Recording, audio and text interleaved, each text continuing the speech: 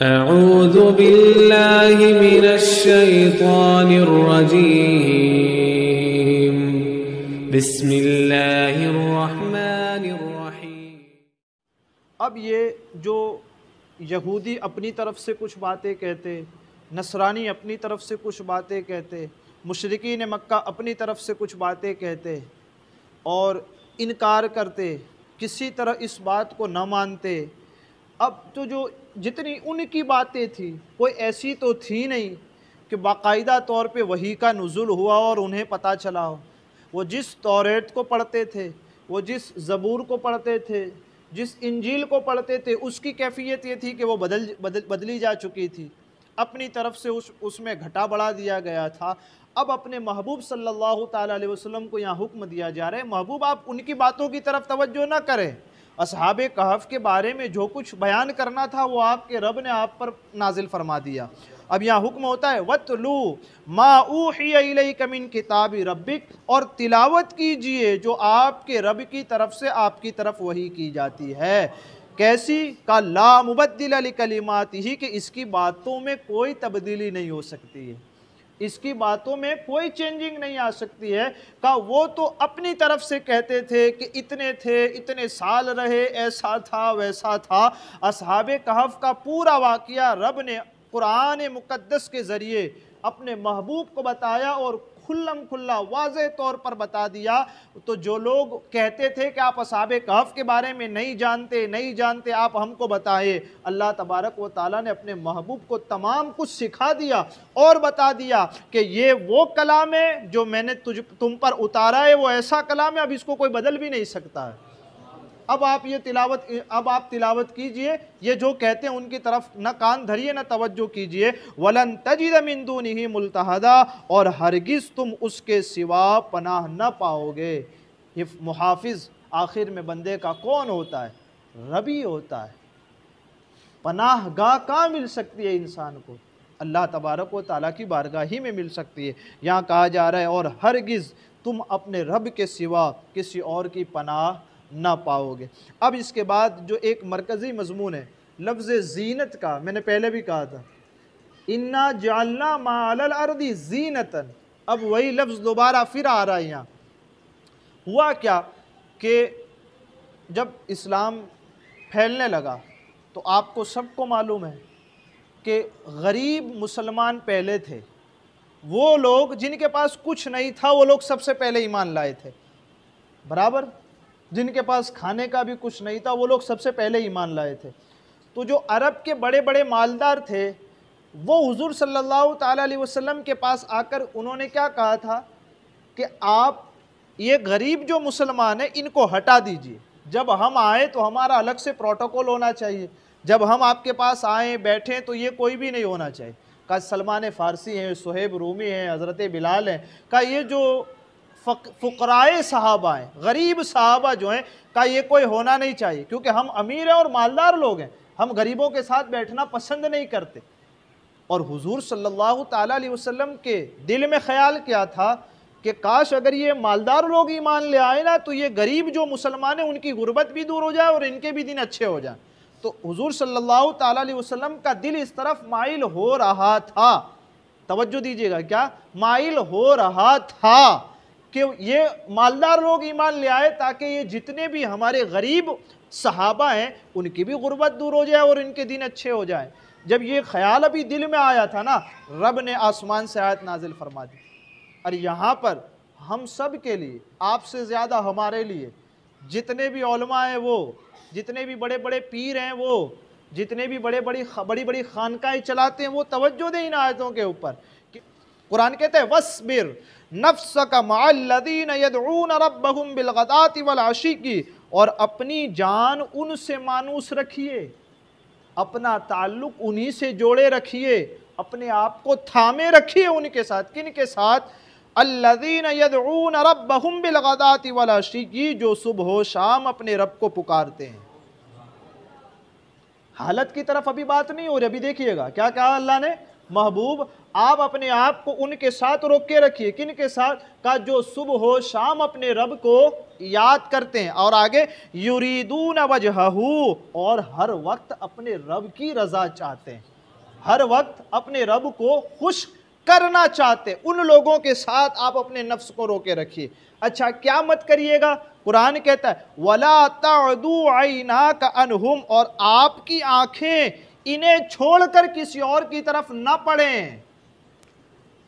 آپ تو تصور کر رہے ہیں نا محبوب کہ یہ مالدار لوگ ایمان لے آئے اور غریب لوگ، میں یہ چاہتا ہوں کہ غریب لوگوں سے غریبی دور ہو جائے، اور آپ مائل ہو رہے کس طرف؟ امیر لوگوں کے ایمان لانے کی طرف۔ حضور اللہ تبارک و تعالیٰ نے حضور کو کہا محبوب، میرے محبوب، یہ خیال دل میں نہ لائیے، انہی غریب لوگوں کی طرف توجہ دیجئے، اپنی آنکھیں ان سے مت پھیریے، یہ تو صبح و شام میری رضا کے طلبگار ہیں، ان کے پاس کھانے کو کچھ نہیں ہے، پہننے کو کچھ نہیں ہے، لیکن ان کی کیفیت کیا ہے؟ کہ صبح بھی اس حالت میں کرتے ہیں کہ میرا رب مجھ سے راضی ہے، اور شام بھی اس حالت میں کرتے ہیں کہ میرا رب مجھ سے راضی ہے۔ اور آگے فرماتے ہیں وَلَا تَعْدُوا عَيْنَاكَ عَنْهُمْ، ان سے اپنی آنکھیں مت پھیریے گا۔ دیکھیں توجہ کیجئے، کیا خود گھوم جانا یہ الگ چیز ہے، قرآن کہتا ہے اپنی آنکھیں بھی مت پھیریے گا ان سے۔ کتنا بڑا حکم دیا جا رہا ہے۔ اور اس کے بعد کہا کیوں؟ تُرِيدُ زِينَةَ الْحَيَاةِ الدُّنْيَا، کیا آپ دنیا کی زندگی کا سنگار چاہتے ہیں؟ دنیا کی آسائش چاہتے ہیں؟ دنیا کی آسانیاں چاہتے ہیں؟ دنیا کی لذتیں چاہتے ہیں؟ یا تُرِيدُ زِينَةَ الْحَيَاةِ الدُّنْيَا وَلَا تُطِعْ مَنْ أَغْفَلْنَا قَلْبَهُ عَنْ ذِكْرِنَا وَاتَّبَعَ هَوَاهُ وَكَانَ أَمْرُهُ فُرُطًا۔ اللہ فرماتا ہے اور اس کا کہنا اور اس کا کہا ہرگز نہ مانیے، کس کا؟ جس کا دل ہم نے اپنی یاد سے غافل کر دیا۔ ان لوگوں کا کہنا کبھی مت مانیے گا کہ جن کا کہنا، جن کا دل ایسا ہے کہ ہماری توجہ سے وہ غافل ہو چکے ہیں، کبھی ہمیں یاد نہیں کرتے۔ جب وہ لوگ آپ کے پاس آئیں اور کہیں کہ ہم ایمان لے آئیں گے، کہ ان کی طرف توجہ مت کرنا، ان کے مال، ان کا جو مال اور جاہ و جلال ہے اس کے اندر نہ آ جانا، اور جو لوگ ہماری یاد سے غافل ہو چکے ہیں ان کی طرف توجہ بھی مت کرنا، اور وہ کہیں کچھ تو ان کا کہنا بھی مت ماننا۔ اور فرمایا جا رہا ہے وَاتَّبَعَ هَوَاهُ وَكَانَ أَمْرُهُ فُرُطًا، اور وہ جو اپنی خواہش کے پیچھے چلا اس کا کام حد سے گزر گیا۔ جو اپنی خواہش کے پیچھے چلتا ہے، اللہ فرماتے ہیں ہم نے جو حدیں مقرر کر کے رکھی ہے وہ حدوں کو وہ کراس کر جاتے ہیں، حدوں کو فلانگ جاتے ہیں، اور جب وہ حدوں کو فلانگ کر کے جاتے ہیں تو یقیناً وہ ہمارے عذاب کے حقدار ہو جاتے ہیں۔ اب تھوڑا سا اس کی تھوڑی سی تفسیر سمجھتے ہیں۔ کیا فرمایا؟ اس آیت کا جو شان نزول ہے کہ کفار مکہ کے جو سردار اور لیڈر تھے انہوں نے حضور علیہ السلام سے آ کر عرض کی کہ ہمیں غربا اور یہ جو شکستہ حال لوگ ہیں ان کے ساتھ بیٹھنے سے شرم آتی ہے نا۔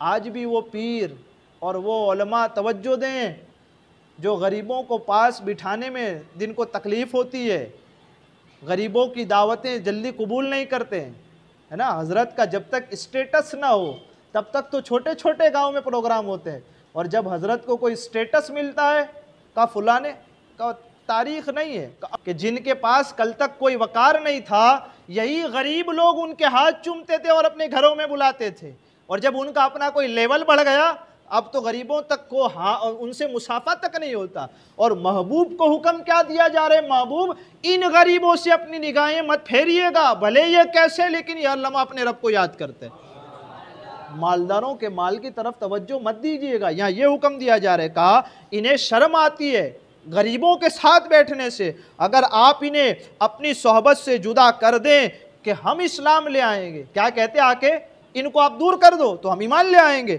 اور ہمارے اسلام لانے سے اتنا نہیں، اور بھی ہم تو لیڈر ہیں، تو جب ہم ایمان لے آئیں گے تو جتنی پرجائے ہماری وہ ساری کی ساری ایمان لے آئے گی۔ کہتے کہ ہمارے ساتھ ایک جمع غفیر ایمان لے آئے گا، اس پر یہ آیت نازل ہوئی، اور اپنے محبوب کو فرمایا گیا اپنی جان کو ان لوگوں کے ساتھ ملا کر کے رکھیے جو غریب ہیں کیسے بھی ہیں لیکن صبح و شام اپنے رب کو پکارتے ہیں، صبح و شام اپنے رب کی رضا چاہتے ہیں، یعنی جو اخلاص اور خلوص للہیت کے ساتھ ہر وقت اللہ تبارک و تعالیٰ کو یاد کرتے ہیں اور اس کی یاد میں مشغول و محو رہتے ہیں، ان کے ساتھ رہیے آپ۔ اور اس کے بعد نبی کریم یہاں پتہ بھی چلتا ہے کہ تربیت حضور صلی اللہ تعالیٰ علیہ وسلم کے ان کا رب فرماتا ہے۔ حضور کا مقام دیکھیے، حضور کا مقام کتنا بلند ہے، اگر کسی چیز کے بارے میں خیال بھی لاتے ہیں تو ان کا رب ان کی رہنمائی فرماتا ہے۔ یہ حضور کا مقام و مرتبہ ہے کہ اللہ تبارک و تعالیٰ اپنے محبوب کی تربیت فرماتا ہے، اور طریقہ بھی آسمان سے نازل فرماتے ہیں، محبوب یہ چیز آپ مت کریے۔ اس کے بعد یہ بھی معلوم ہوا کہ اچھوں کے ساتھ رہنا اچھا ہے اگرچہ وہ کنگال ہوں۔ قرآن کہتا ہے اچھوں کے ساتھ رہو اگرچہ ان کے پاس کچھ نہ ہو، اور وہ لوگ جو مالا مال ہوں ان کے ساتھ نہ رہو، قرآن کے مقدس کا فیصلہ۔ اور بروں کے ساتھ رہنا برا ہے اگرچہ وہ مالدار ہوں، مالدار ہوں اور برے ہوں، قرآن کہتا ہے ان کے ساتھ کبھی نہ رہو، ہے نا۔ آج تو مولانا کی تقریر بدل جاتی ہے سیٹ کو دیکھ کے، ہے کہ نہیں؟ مولانا کا انداز بدل جاتا ہے پارٹی آدمی کو دیکھ کر، اچھا اچھا جی جی جی جی آئیے آئیے، ہے نا۔ غریب آئے تو کہا وقت نہیں ابھی تو ہمارے پاس، ہمارے بہت سارے کام ہیں۔ اب وہی سیٹ صاحب ٹرسٹی صاحب آ جائیں، ہاں ہاں اب بھی پہنچتا ہوں میں، ہے نا۔ میری ہو کسی کی بھی بات ہو، ایسا تو نہیں ہے کہ نہیں ہے، سب کے لیے یہ حکم ہے، قرآن کا برابر کا حکم ہے، آپ کے لیے بھی ہے۔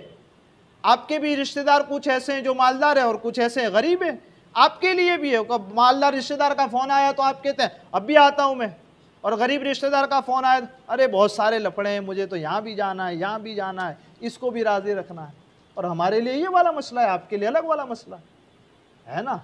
تو اس میں حکم دیا گیا کنگال ہو لیکن اللہ کو یاد کرتا ہو کہ اس کے ساتھ رہے، اور مالا مال ہے اور اللہ سے دور ہے کہ چھوڑ دے اس کو، یہ تیرے کسی کام کا نہیں۔ یہ قرآن کا فیصلہ ہے۔ اس کے بعد فرمایا یہ بھی معلوم ہوا کہ صبح و شام خاص طور پر اللہ کا ذکر کرنا یہ بہت افضل کام ہے۔ اللہ والے جو ہیں ان کی جو خوبی بیان کی گئی کہ اللہ والوں کو ہم کیسے پہچانے، کہ صبح و شام اللہ کا ذکر کرے، وہ ہیں اللہ والے۔ یہ کس نے کہا؟ قرآن مقدس نے کہا۔ اب اگر پیر صاحب کی فجر بھی بستر میں ہو اور عشاء کی نماز بھی مریدوں کے ساتھ حقہ اور بیڑی میں ہو تو پھر وہ کس کام کا ہے وہ پیر؟ ہم تو کسی بھی پیر کے خلاف بات نہیں کرتے، قرآن کی جو بات ہے اس کو کھلم کھلا بیان کرتے ہیں۔ یہی تو ہے، صبح و شام اللہ والے کیا کرتے ہیں کہ اللہ کا ذکر کرتے ہیں۔ بھائی اب وہ پیر صاحب آئے کس کو؟ ہم سب کو اللہ سے قریب کرنے کے لیے۔ اس کا اپنا حال کیا ہے؟ صبح بستر میں ہوتی ہے اور شام بیڑی میں ہوتی ہے، وہ خود ہی اللہ کے قریب نہیں ہے، وہ ہم کو اور آپ کو کیا اللہ کے قریب کرے گا؟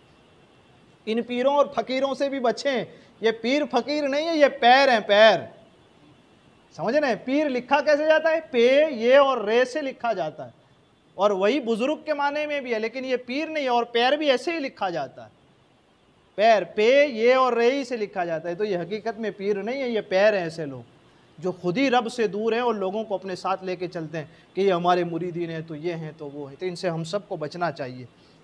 صالحین کی دو علامتیں اس آیت میں بیان کی، اللہ والوں کی دو علامتیں، دو نشانیاں بتائی گئی، کیا؟ کہ وہ صبح و شام اللہ کا ذکر کرتے ہیں، اور دوسرا ہر کام اپنے رب کی رضا چاہنے کے لیے کرتے ہیں، دنیا راضی ہو اس لیے نہیں کرتے۔ مزید اس آیت میں دنیا داروں کی طرف نظر رکھنے اور ان کی پیروی سے ممانعت کی گئی ہے۔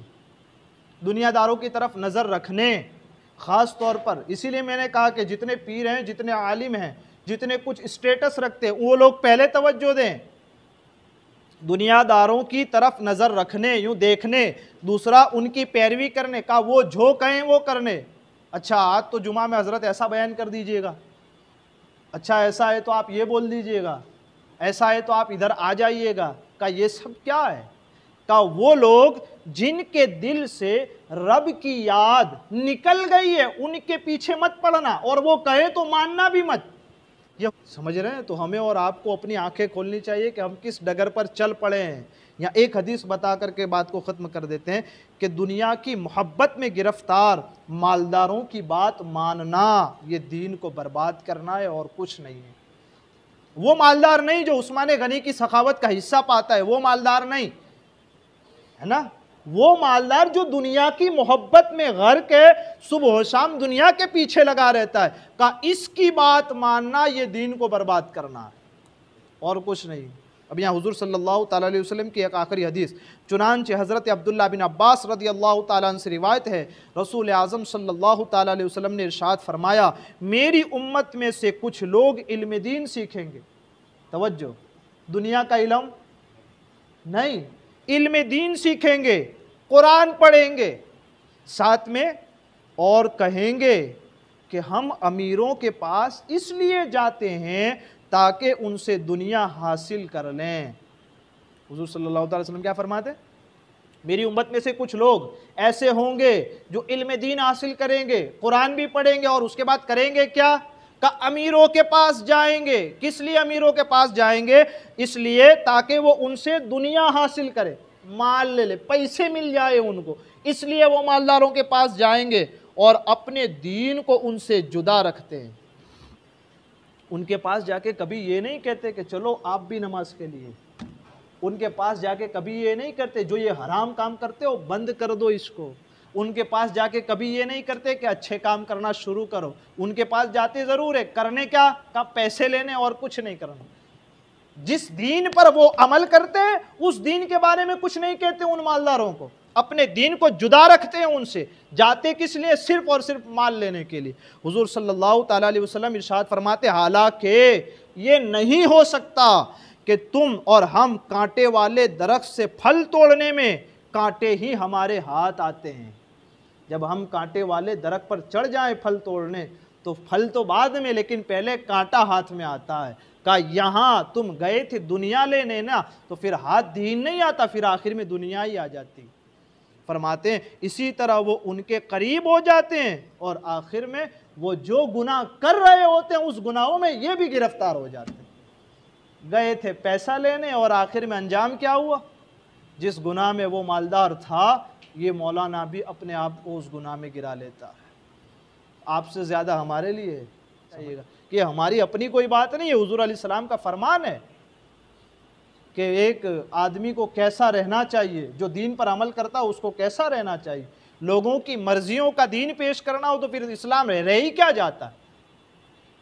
لوگوں کی مرضی کا اگر اسلام پیش کرنا ہو تو رہ ہی کیا جاتا ہے دین کے اندر؟ یہ تو سوائے اپنے نفس کو خدا بنانے کے اور کچھ ہے ہی نہیں نا۔